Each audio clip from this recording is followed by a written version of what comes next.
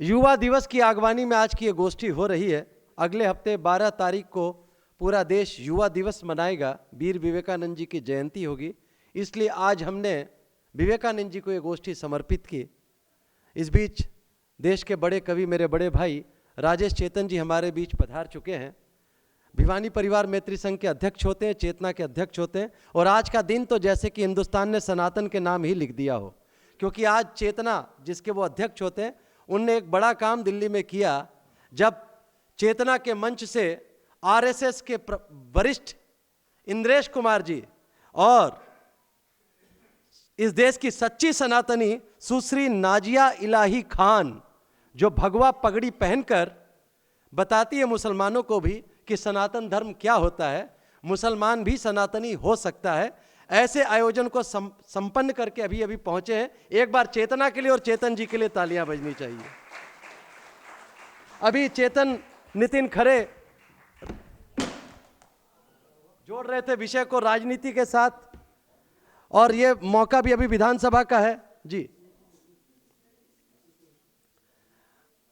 अभी चुनाव सिर पर है। मैं तो बताऊं, चुनावी माहौल में अलग अलग टिप्पणियां आती हैं। हाँ भाई साहब, ये आप बातचीत मेरे से करो आप जी, बहुत बढ़िया। अभी चुनाव, एक बार तालियां बजनी चाहिए। हल्का फुल्का जो भी व्यवधान हो जाए, मैं बैठा हूं आपके सामने आज। हाँ, कोई चिंता की बात नहीं, कहीं परमाणु बम, कहीं अटैक नहीं होगा। देश बिल्कुल सेफ है, क्योंकि मोदी जी को हमने काम पे लगा रखा है, इसलिए बिल्कुल घबराने की बात नहीं है। अभी चेतन भैया मैं बताऊं, चुनाव में अलग अलग टिप्पणियां आती है। बिंदल सर, पीछे दिनों हमारे देश के जो सबसे प्रबुद्ध इंटेलेक्चुअल नेता है, परम आदरणीय राहुल गांधी जी, आप हंस रहे हो, कॉमेडी में मेरे सीनियर है, सम्मान से नाम लेना पड़ता है। उनने एक टिप्पणी करी कि मोदी जी कुछ तो चिंता करो, चीनी सैनिक हमारे देश में 10 किलोमीटर तक अंदर आ गए। मोदी जी कहाँ चुप रहने वाले थे, तुरंत जवाब दिया, हाँ राहुल भैया, चिंता तो बहुत हो रही है, लेकिन हम भी क्या करें, कर तो हम तब भी कुछ नहीं कर पाए जब इटली वाले 10 जनपद तक आ गए। अब जिसको देखो, हाँ, अब जिसको देखो, बिंदल सर मेरा आकलन कर रहे हैं, कौन सा मास्टर हो गया सर। मास्टर आपके सामने तो मैं विद्यार्थी रहूंगा। ये जो संजय जी, ये कई, संजय भैया याद करो वो 2-3 महीने पहले का डिस्कशन, जब आप लोग चर्चा कर रहे थे कि इस मंच पर एक नई कलम, एक नया स्वर, जो अपेक्षाकृत कम जाना पहचाना हो, उसको भी आना चाहिए। एक दिन मुझे भी इस सदन ने उस पिछली पंक्ति से ऐसे ही खड़ा किया था। चेतन, मैं आपको सम्मानित तरीके से, यह साक्ष्य खड़ा है राजेश अग्रवाल, जो इस सदन में पिछली पंक्ति से यहां तक पहुंचा है। इस सदन के लिए, इस भवन के लिए, इस संस्थान के लिए एक बार पूरा सदन तालियां बजा दे। तो ये जो संविधान को लेकर, देखो आजकल लड्डू गोपाल को लेकर चलने का चलन हो गया। जिसको देखो लड्डू गोपाल लेके घूम रहा है, उसको ना विधान का पता, ना शास्त्र का पता। जिस टेबल पे खा रहा, उसी टेबल पे लड्डू गोपाल को विराजमान कर दिया। उनके भोग का ठिकाना नहीं, खुद ही महाभोग ठूसे जा रहे हैं, पता नहीं कहां कहां लेके जा रहे हैं। और हाथों में परम शुद्ध मोबाइल यंत्र। हम जहां भी होते, मोबाइल साथ होता, उसको छू रहे होते और लड्डू गोपाल को छू रहे होते। कमाल का देश है हमारा।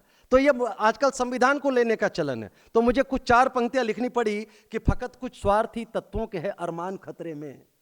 जो संविधान खेल रहे हैं, उनको समर्पित कर रहा हूं।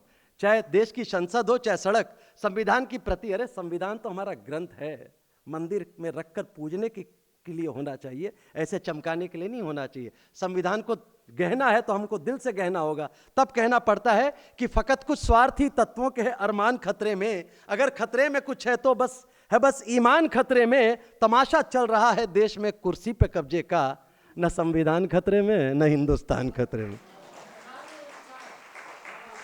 न संविधान खतरे में, न हिंदुस्तान खतरे में। तो इनकी अपनी अपनी चिंता है, हमारी अपनी चिंता है। घड़ी बिल्कुल नहीं मानती, तेजी से बढ़ती चली जाती है। और इस ठंड में जो आप लोग, चाय समोसे तो छोड़िए, कविता के लिए जो आप लोग आए हैं और पूरा सदन भरा बैठा है, चाय समोसे के लिए नहीं, आप अपने लिए तालियां बजा दो एक बार। मैं तालियां इसलिए बजा रहा हूं, ठंड भाग जाएगी। चेतन भैया, आपने आज के बड़े अच्छे स्वादिष्ट समोसे मिस किए। संजय जी ने भी नहीं खाए, बोले नहीं बचाया। आपको सुना के जलाना था हमको, आप लेट आए, हम क्या करें, कुछ तो गर्मी आए। लीजिए क्रम को आगे बढ़ाते हैं। मैं माहौल को इसलिए बदल रहा था क्योंकि अब हम चलते देश के बड़े हास्य कवि की तरफ, जिनका नाम होता है रसिक गुप्ता।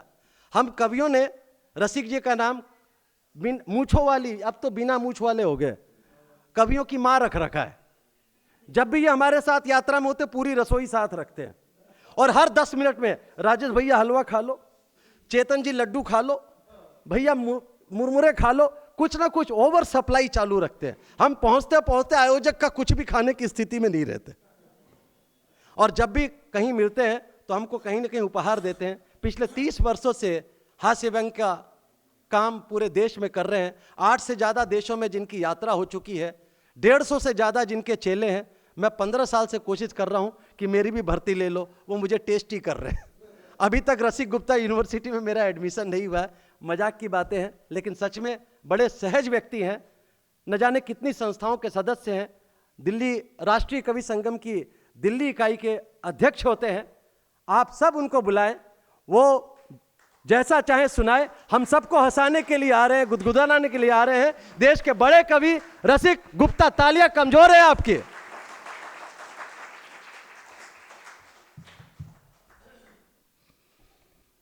बहुत अच्छा संचालन राजेश अग्रवाल जी कर रहे हैं।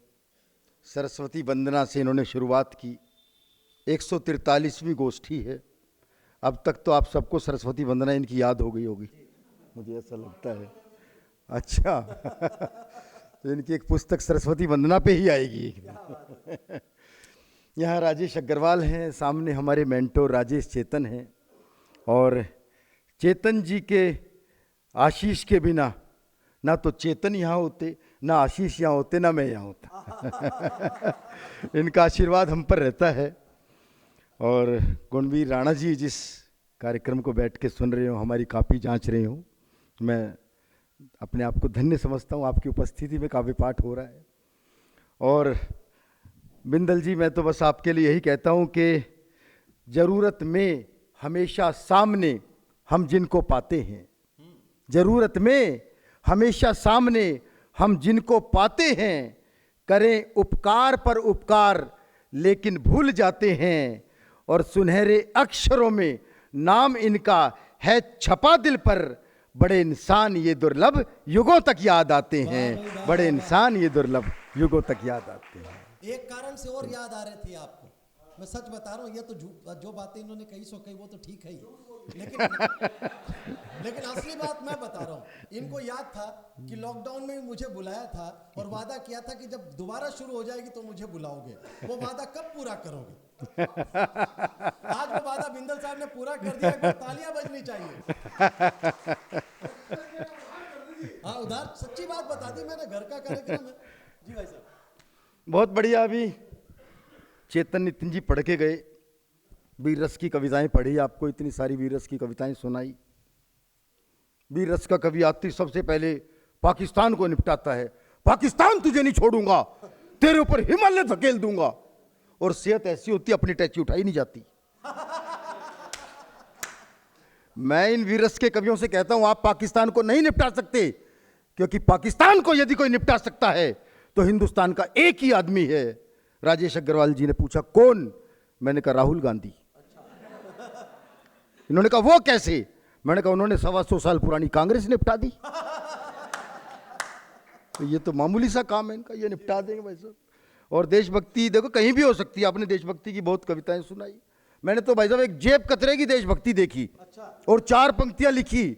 आनंद लेना और शुरू कर देना एक बार कि जेब कतरे का बेटा बोला, हे ईश्वर नहीं मांगता आपसे कोठी बंगला महल किले, ना इंग्लैंड में ना फ्रांस में ना इटली में, मुझे तो बस हर जन्म भारत में ही मिले।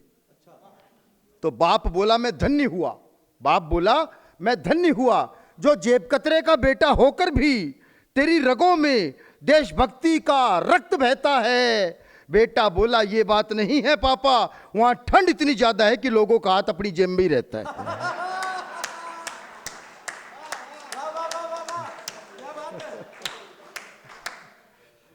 मैं तो भाई साहब एक बार स्कूल में चला गया। अच्छा, मुझे एक पप्पू मिला, नहीं वो वाला नहीं, एक ही थोड़ी होता है, और भी तो मैंने पूछा बेटा तू हर साल पास कैसे होता है? बोला अंकल नकल चला के। मैंने कहा बेटा कभी पकड़ा नहीं गया? बोला अंकल पकड़े जाने का सवाल ही नहीं, नकल हाथ पर लिखते हैं, जब चेकिंग करने वाले आते हैं तो कर लो, अंदर तो कुछ निकलता ही नहीं। तो 1 साल वो फेल हो गया। तो मैंने उससे पूछा, बेटा इस साल तूने इस टेक्नोलॉजी का प्रयोग नहीं किया? बोला अंकल किया था, किस्मती खराब थी। मैंने कहा कैसे? वो बोला ऐसे, नकल हाथ पर लिखी थी, अजब खेल हो गया, वॉशरूम में हाथ धो लिए, पप्पू फेल हो गया। तो हंसने के लिए कि ज्यादा दूर जाने की जरूरत नहीं, 2 पंक्तियों में हाथ से निकलता है कि मैं अपने मकान मालिक से बोला, मैं अपने मकान मालिक से बोला, एक दिन लोग कहा करेंगे तुम्हारे मकान में एक बड़ा कवि डॉक्टर रसिक गुप्ता रहता था। बड़ा कवि डॉक्टर रसिक गुप्ता रहता था। गुरु उस दिन तू पूरे मोहल्ले में छा जाएगा। बोला शाम तक किराया नहीं दिया तो वो दिन आज ही आ जाएगा।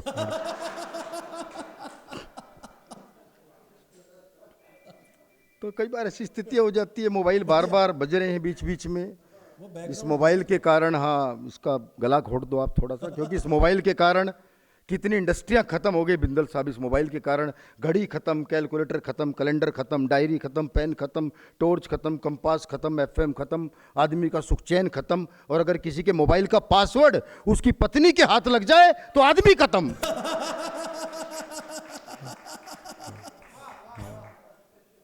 तो वो मैं बता रहा हूँ भाई, जो भिखारी ने सिक्का लेके मैडम से कहा, ये भिखारी भी आजकल देखो मोबाइल का प्रयोग कर रहे हैं, वैसे मुझे बड़ा आश्चर्य हुआ। वो भिखारी ने सिक्का लेके मैडम से कहा, मैडम आपकी बहुत बहुत मेहरबानी, मुझे याद नहीं आ रहा पर तुम्हारी शक्ल तो है कुछ जानी पहचानी।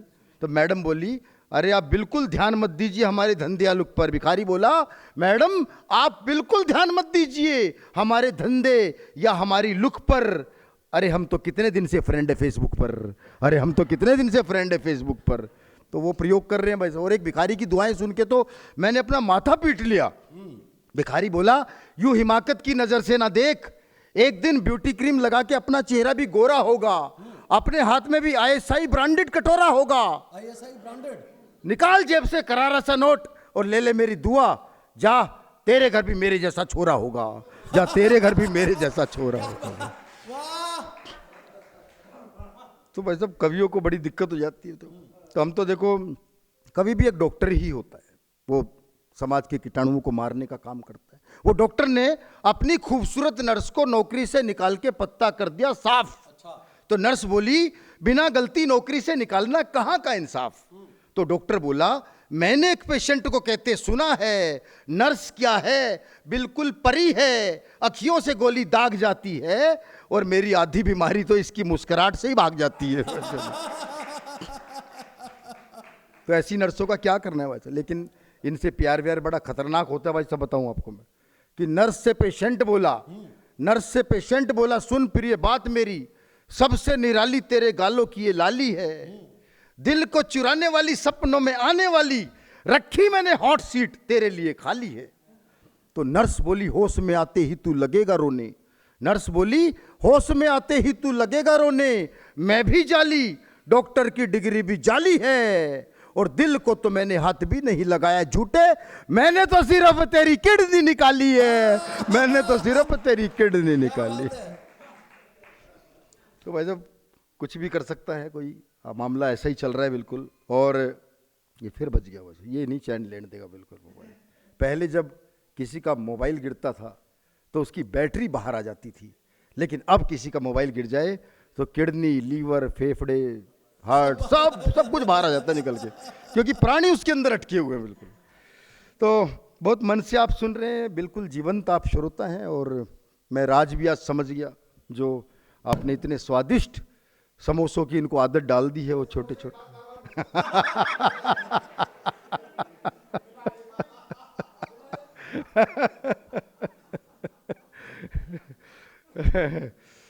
तो वैसे कोई घबराने वाली बात नहीं, इतने बड़े भी नहीं थे वो, इतने इतने ही थे। देखो आपको ज्यादा कष्ट ना हो इसलिए बता रहा हूं मैं।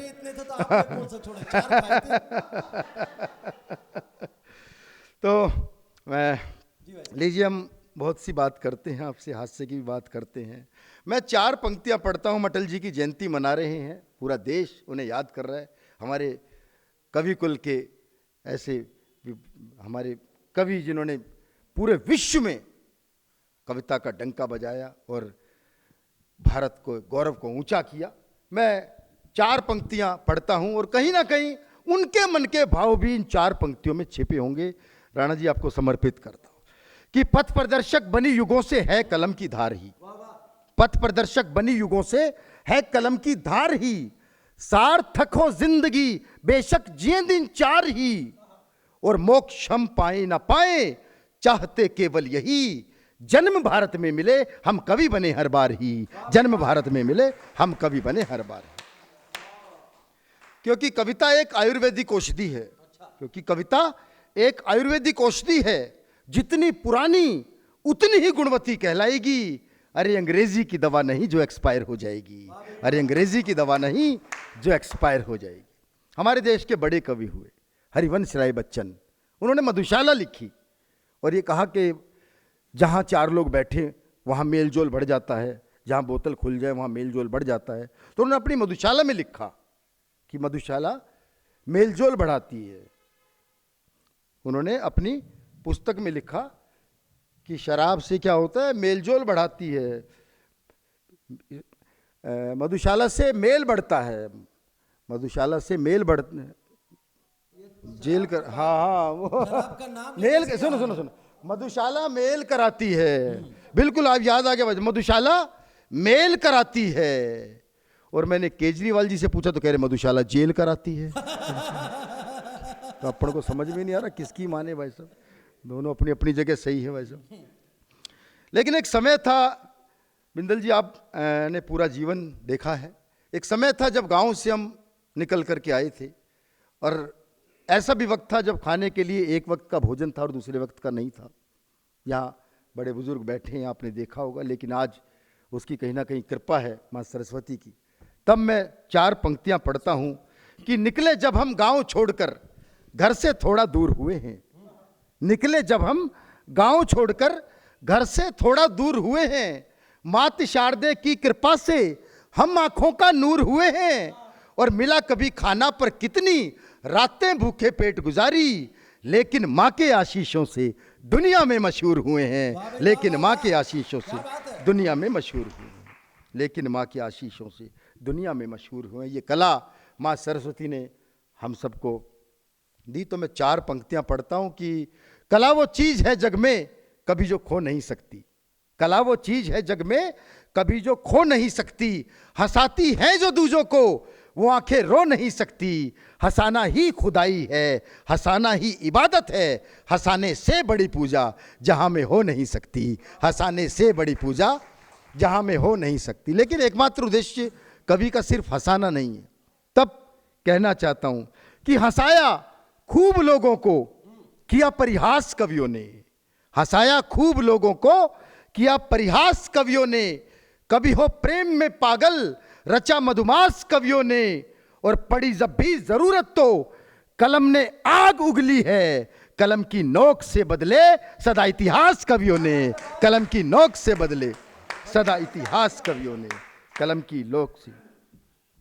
और कवि क्या ध्यान रखता है जब कोई सृजन करने के लिए चलता है, कोई मुक्तक कोई कविता का सृजन करता है, तब क्या ध्यान रखा जाता है कि कष्ट किसी को पहुंचा करके, आशीष भाई, कष्ट किसी को पहुंचा करके बढ़ती अपनी शान नहीं, कष्ट किसी को पहुंचा करके बढ़ती अपनी शान नहीं, लिख करके 100 बार मिटाते घटे किसी का मान नहीं, और कितने गोते खाने पड़ते हैं इस मन के सागर में, कोरे कागज पर कुछ लिखना इतना भी आसान नहीं, कोरे कागज पर कुछ लिखना इतना भी आसान नहीं, कोरे कागज पर कुछ लिखना इतना भी आसान नहीं। तो हम सब की ये इच्छा रहती है, हम सब कवियों की, हमारी लेखनी कैसी हो कि दिलों से नफरतों की खाइयां अब पाटनी होंगी, दिलों से नफरतों की खाइयां अब पाटनी होंगी, धर्म की बेड़ियां पहनी हुई जो काटनी होंगी, और खुशी तुमको मिले कैसे कभी नफरत के बदले में, अगर चाहत है खुशियों की तो खुशियां बांटनी होंगी, अगर चाहत है खुशियों की तो खुशियां बांटनी होंगी। जब मुझे इस गोष्ठी के लिए, इस कवि सम्मेलन के लिए मुझे निमंत्रण मिला तो मुझे इसलिए भी प्रसन्नता हुई कि राजेश भाई ने मुझे बताया कि यहाँ चुटकुले वर्जित हैं, तो मुझे बड़ा अच्छा लगा, क्योंकि पहली बार शुद्ध कवि सम्मेलन में हमें पढ़ने का अवसर मिल रहा है। वरना हमें पता है कि 50% जो है वो चुटकुलों पर आधारित हो गया है कवि सम्मेलन। तो मुझे इसलिए भी विशेष खुशी हुई। और मेरी एक कविता है, मैंने चुटकुलों पर एक कविता लिखी जी। हाँ तो चुटकुले नहीं सुना रहे, चुटकुलों पर कविता सुनाते आपको। एक बार तालियां बजा के मुझे आदेशित करें। जो अपनी बातों से हंसाने का दम रखता हो उसे चुटकुलों की सहायता लेने की जरूरत नहीं है। बिल्कुल। रसिक गुप्ता नाम उस हास्य रस के कवि का है। एक बार जोरदार तालियां बजाओ और आनंद में गोते लगाएं। तो हाँ, मैं नहीं हाँ,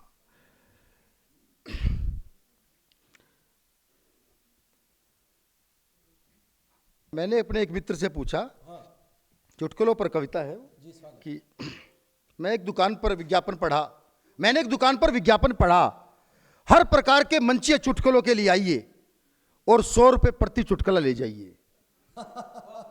तालियां ना बजने पर रुपए वापसी की गारंटी, 20% स्पेशल फेस्टिवल डिस्काउंट और 10 चुटकुले लेने पर 1 चुटकुला फ्री। मैंने कहा भैया चुटकुले लिखने का काम तो बड़ा सीधा साधा है, फिर इसकी कीमत क्यों इतनी ज्यादा है? वो बोला भाई साहब आजकल हमारा धंधा खूब पल रहा है और चुटकुलों पर भी रोजमर्रा की चीजों की तरह भारी ब्लैक चल रहा है। सैकड़ों की तादाद में कवि आते हैं और वो चुटकुले ले जाते हैं। वो इन चुटकुलों से सैकड़ों मंचों पर हजारों के हिसाब से लाखों कमाते हैं, तो उन्हें 100 रुपए में भी सस्ते नजर आते हैं। हमारा एक एक चुटकुला साल भर अनेक मंचों पर खूब पिलेगा और 100 लगाकर लाखों कमाने का इससे बढ़िया तरीका तुम्हें कहीं नहीं मिलेगा। क्या बात है। इसलिए रसिक भाई तुम भी यही करो, 2-4 चुटकुले ले जाकर अपना और बाल बच्चों का पेट भरो। इसलिए कविता छोड़ो, चुटकुलों से नाता जोड़ो। मैंने कहा भैया 1 रुपए के अखबार में तो 10-12 चुटकुले पढ़ने का मजा आता है, और अगर मांगकर पढ़ो तो वो रुपया भी बच जाता है। वो बोला भाई साहब हमारे चुटकुले तुम्हें जो साधारण नजर आते हैं वास्तव में देश के बड़े बड़े कवि सम्मेलनों की शोभा बढ़ाते हैं। देश के कोने कोने में कवियों के माध्यम से जाते हैं और हजारों की संख्या में तालियां बजवाते हैं। और ताली आज ताली ही कविता की शान है। जितनी ज्यादा ताली उतनी ही कविता में जान है। तालियां आज कविता की क्वालिटी की छवि है। जितनी ज्यादा तालियां उतना बड़ा कवि है। जितनी ज्यादा तालियां उतना बड़ा कवि। भला साहित्य से भी कभी किसी का पेट भरा है। अरे इतिहास खोल कर देख लो, साहित्यकार हमेशा भूखा मरा है। मगर खुद मर के भी भूखे की साहित्य की सेवा, अभावों में जिया जीवन मिली नहीं कभी मेवा। फैलाओ साहित्य सर्जन से कवियों, पूरी दुनिया में तुम ज्योति। चुटकुले ही होते हैं, कभी कविता नहीं होती। चुटकुले ही होते हैं, कभी कविता नहीं होती। तभी मेरे दिल के किसी कोने से आवाज आई, हे चुटकुले बेचने वाले मेरे भाई, कहा तो तूने बिल्कुल सही है, दुनिया का दस्तूर यही है। जीते जी इंसान रोटी के लिए तरसता है और मरने के बाद उसकी चिता पर देसी घी बरसता है।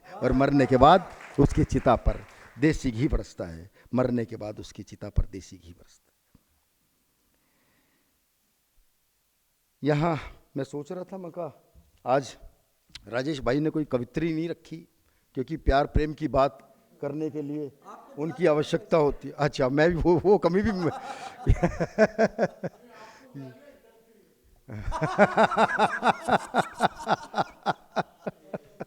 संजय भाई मजे ले रहे हैं खूब। मजे लेने के लिए बैठे हम। हाँ देखो, प्यार प्रेम मैंने तो भाई साहब संजय भाई मैंने जीवन में एक ही बार किया, जब मैं कॉलेज में था।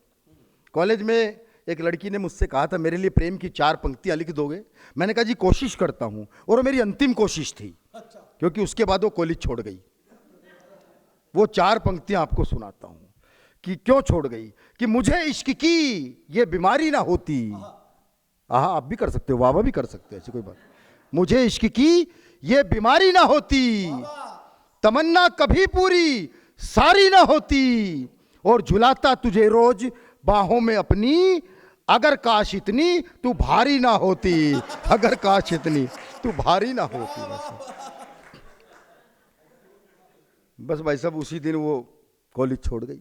फिर मैंने, गुणवीर जी मैंने हिम्मत नहीं हारी, कभी इतनी जल्दी हिम्मत हार जाए। एक प्रयास मैंने और किया, मुझे बस में एक बाला दिखाई दी, सुंदर बाला, वहां प्यार जागा। लेकिन वहां मेरे साथ क्या हुआ कि नूर हूर का देखा मन की बिखर बिखर कर कली गई, नूर हूर का देखा मन की बिखर बिखर कर कली गई, 1 मिनट के भीतर भीतर किस्मत अपनी छली गई। और इससे पहले सोचूं समझूं टकरा कर छू मंतर वो, हाथ लगा पॉकेट पर देखा फोन चुरा कर चली गई, हाथ लगा पॉकेट पर देखा फोन चुरा कर चली गई। भाई साहब अब कहां प्यार व्यार बचेगा भाई साहब। और यही हो रहा है भाई साहब, हो भी यही रहा है। आप सब देख रहे हैं कि ऐश्वर्या की डीपी बिपाशा की सूरत, ऐश्वर्या की डीपी बिपाशा की सूरत, चेहरे भी अब जाली हो गए, ख्वाब जितने भी बुने थे सबके सब ख्याली हो गए। और फेसबुक पर सुंदर फोटो और मीठी बातों के लालच में मत पड़ना, इस ऑनलाइन मोहब्बत में कितनों के बैंक अकाउंट खाली हो गए, इस ऑनलाइन मोहब्बत में कितनों के बैंक अकाउंट खाली हो गए। क्योंकि जिसे तुम जान से ज्यादा करते थे प्यार, जिसे तुम जान से ज्यादा करते थे प्यार, वो तुम्हारे क्रेडिट कार्ड से लाखों की शॉपिंग करके हो गई फरार। अरे धोखा खाने वालों संभलो, अपने प्यार को ना यूं पहली नजर में पास करो, पहले इस्तेमाल करो फिर विश्वास करो। हाँ, यही हो रहा है। हाँ भाई साहब, क्योंकि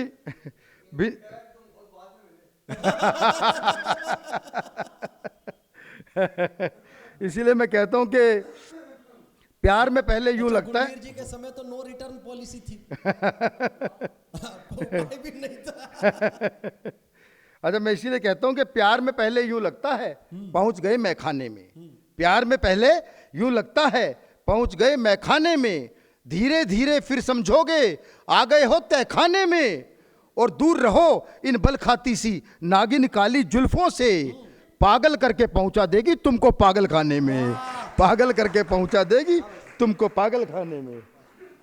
तो इशारा हो गया, तो मैं बस एक 5 मिनट मुझे और मिली है, मैं 5 मिनट में ही अपना काम निपटाता हूँ कि बिना कुकर बिना सीटी आजकल क्या हो रहा है। भाई साहब सुनिएगा, आप आनंद ले रहे हैं बहुत, मोबाइल भी आपका बार बार बज रहा था। हाँ मुझे बस तो रहा था, इनसे बंद नहीं हो। अच्छा अच्छा अच्छा चलो आप भाग्यशाली है, बंद हो गया भाई साहब। हाँ कि बिना कुकर बिना सीटी गलाइए दाल लेती हैं, बिना कुकर बिना सीटी गलाइए दाल लेती हैं, जिन तिलों में तेल ना हो उनसे भी तेल निकाल लेती हैं। और क्या मिसाल पेश करें इन लड़कियों की बहादुरी की, अरे 4-4 बॉयफ्रेंड एक साथ संभाल लेती हैं, अरे 4-4 बॉयफ्रेंड एक साथ संभाल लेती हैं। यही हो रहा है भाई साहब। भाई साहब ये तो बातें आप जिनको सुना रहे हैं उनको बहुत जलन हो रही है। मुझे पता है इनके सिलेबस की वो 4 पंक्तियां और सुना देता हूं मैं, फिर एक कविता सुनाऊंगा कि जिस शक की बीमारी जो होती है ना, वो शक की बीमारी वो अंतिम समय तक जाती नहीं भाई साहब, आखिरी टाइम तक भी शक रहता है। और कहां तक शक रहता है, 4 पंक्तियां सुनिएगा कि जिस दिन पत्नी शांत दिखे, जिस दिन पत्नी शांत दिखे गंगा में लगता गोता है, सुन ले जो मिसकाल किसी की फिर तो आपा खोता है, और बहन बताकर राखी वाली फोटो भी दिखला लो, पर शक्की बीवी को समझाना बेहद मुश्किल होता है, शक्की बीवी को समझाना बेहद मुश्किल होता है। तो लीजिए एक कविता मैं आपको सुनाता हूँ, एक कविता मैं सुना देता हूँ आपको। और मैंने एक कविता चींटियों पर लिखी, चींटियां, हाँ बढ़िया। चींटियों पर एक कविता आपको मैं सुनाता हूँ। दुनिया का सबसे छोटा जीव, मुझे लगता है गुणवीर जी ने भी शायद नहीं सुनी वो कविता, मैं सुना। और चींटी जैसे विषय पर हास्य लिखना बड़ा मुश्किल काम लगता है कि, लेकिन उसमें से कैसे आशीष भाई मैंने हास्य निकाला स्वागत स्वागत। कि चींटियां, इसकी प्रेरणा मुझे वहां से मिली बिंदल साहब के, एक जगह डेड बॉडी पड़ी हुई थी तो उन्होंने कहा हल्दी लाओ उसके चारों तरफ डाल दो नहीं तो चींटियां आ जाएंगी। मैं कहा चींटियों को पता चल गया कि मर गया, हम डॉक्टर के पास जाएंगे, वो स्टेथोस्कोप लगाएगा, ईसीजी करेगा, तब बताएगा मर गया। तो मैंने कहा डॉक्टर कौन है, असल बड़ा डॉक्टर कौन हुआ, चींटी के हमारा डॉक्टर। तब 4 पंक्ति, तब मैं कविता शुरू करता। एक बार तालियां आप बजा दो, मैं शुरू करता हूँ। चींटियां दुनिया की सबसे बड़ी डॉक्टर, पल्स चेक करने के लिए किसी स्टेथोस्कोप की जरूरत नहीं, पता नहीं कौन से मेडिकल कॉलेज में पढ़ी हैं, कौन है इनका गुरु, इधर किसी का जीवन खत्म, उधर चींटियों द्वारा पोस्टमार्टम शुरू। थोड़ी सी देर में कहीं से कहीं पहुंच जाती है अपनी सुपरफास्ट चाल से, और हल्दीराम की मिठाइयों को तो ढूंढ के निकाल लाती है पाताल से। मीठा बहुत पसंद है इनको, लेकिन ज्यादा स्वाद नहीं पाता इनको खारे का, और सबसे पहले चींटियों को ही पता चलता है मोहल्ले के हर भंडारे का। मैंने एक चींटी से पूछा, तुम अगले जन्म में चींटी बनना चाहती हो या चीटा? बोली वैसे तो मैं हर जन्म में चींटी बनना चाहती हूं, लेकिन उसमें एक ही घाटा है, अगर कोई चीटा किसी को काट ले तब भी बदनाम हम ही होती हैं, जरूर किसी चींटी ने काटा है। एक चीटा मुझे चिढ़ाते हुए बोला कि तुम्हारी गर्लफ्रेंड तो सिर्फ तुम्हारे दिल में रहती है, लेकिन हमारी गर्लफ्रेंड चींटी तो हमारे साथ ही हमारे बिल में रहती है। एक चींटी बोली वैसे तो हमारी प्रजाति गुणों की खान है, लेकिन इस बार तो मैं माउंट एवरेस्ट पे भी होके आई हूं, जहां -60 डिग्री तापमान है। तो माउंट एवरेस्ट से लौटा एक पर्वतारोही बोला, मैं नहीं मानता, और कोई दम नहीं है चींटी रानी तुम्हारे इस झूठ में, कोई दम नहीं है चींटी रानी तुम्हारे इस झूठ में। चींटी बोली अरे बावड़े, मैं तो छिपी बैठी थी तेरे स्लीपिंग सूट में। दिमाग बहुत है हमारे अंदर, दिमाग बहुत है हमारे अंदर, भले ही छोटे छोटे से हैं पैर, और एक बार तो किसी की जेब में बैठ के बिना पासपोर्ट लंदन तक की करी आई सैर।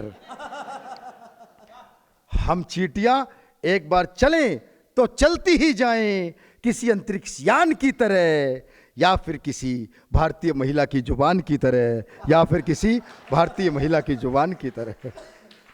और इन दो पंक्तियों पर आप सबका मुझे विशेष आशीर्वाद चाहिए कि दुनिया के अलग अलग हिस्सों में, चींटी कह रही है कि दुनिया के अलग अलग हिस्सों में मेरे साथ अलग अलग व्यवहार होता है, लेकिन धन्य है सनातन धर्म, धन्य है सनातन संस्कृति, जहां हमारे बिलों पर आटा डालकर हमारा सत्कार होता है, जहां हमारे बिलों पर आटा डालकर हमारा सत्कार होता है। चींटी बोली वैसे तो मैं किसी को कुछ नहीं कहती, लेकिन अगर कोई छेड़ दे तो ऐसा काट खाऊं कि सारा नशा उतार दूं, और सूंड में घुस जाऊं तो बड़े से बड़े हाथी को मार दूं। अगर सूंड में घुस जाऊं तो बड़े से बड़े हाथी को मार दूं। आदमी 2 सीढ़ी से गिरे तो 3 महीने का प्लस्तर, कभी कभी ऐसी भी किस्मत फूटती है, और उधर चींटी को देख लो, छत से गिरे उठ के चल दे, अगली की टांग तक नहीं टूटती है।